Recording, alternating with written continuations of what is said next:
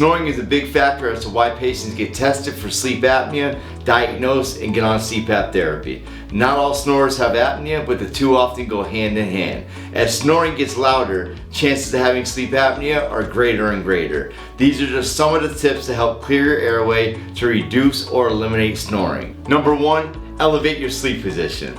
Number 2, weight loss. Number 3, avoid alcohol before bed. Number 4, sleep on your side. Number 5, use a humidifier. Number 6, use a CPAP. Number 7, hot shower before bed. Number 8, get enough sleep. Number 9, stay hydrated. Number 10, quit smoking. And number 11, try nasal strips.